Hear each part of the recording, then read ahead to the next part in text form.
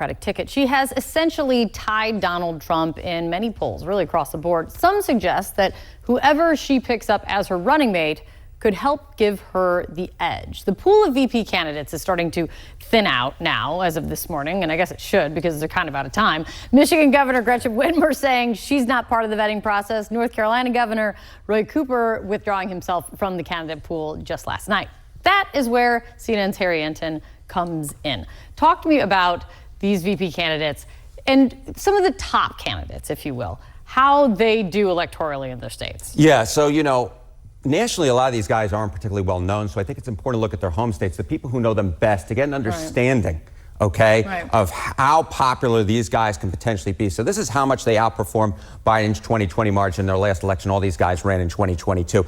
And the one name that just stands out on this list is Josh Shapiro from Pennsylvania. Look at this. He outperformed Biden by 14 points. My goodness gracious, look how large that is. Sometimes I think an answer is just staring you straight in the face. And in this particular case, Josh Shapiro is looking at you right in the face. Look, Mark Kelly's not too bad either, right? He outperformed Biden by 5 points. And keep in mind, he was running in a federal race, which isn't quite apples and apples, right, with a gubernatorial statewide race. But still, 5 points, not bad, outran all the other Democrats in Arizona. Tim Walz, who seems to have been picking up some sort of momentum on social media. But look at this. He only outperformed Biden by 0.6 points. Very much on a different planet than, let's say, a Josh Shapiro, who's the clear runaway winner on this particular metric. Is there proof that a VP candidate can help him carry a state? Right. So we look at all of this, right? We go, okay, what does this exactly mean? There is one proven effect for a VP, right? And it is, in fact, this home state effect. Look, it's not necessarily particularly large. It's 0.5 to 2 points on average added to their running mate's margin compared to the baseline.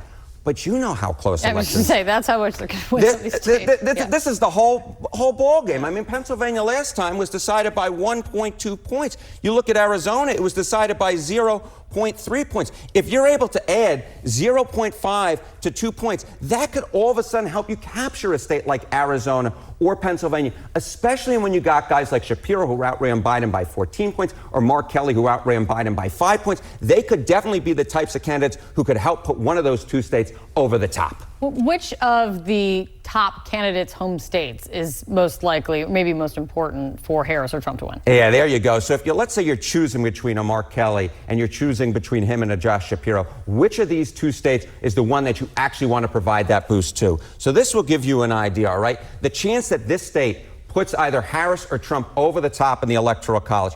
Once again, look at Pennsylvania as the clear runaway winner here. A 30% chance that is the state that puts you over the top in the Electoral College. Arizona, it's just a 4%. Minnesota's less than a 3%. Why is Pennsylvania so important? Well, it has so many electoral votes. It has 19 electoral votes, right? So if you're able to put that in your back pocket, all of a sudden your electoral map for Kamala Harris becomes that much easier, and it makes Donald Trump's map a lot more harder.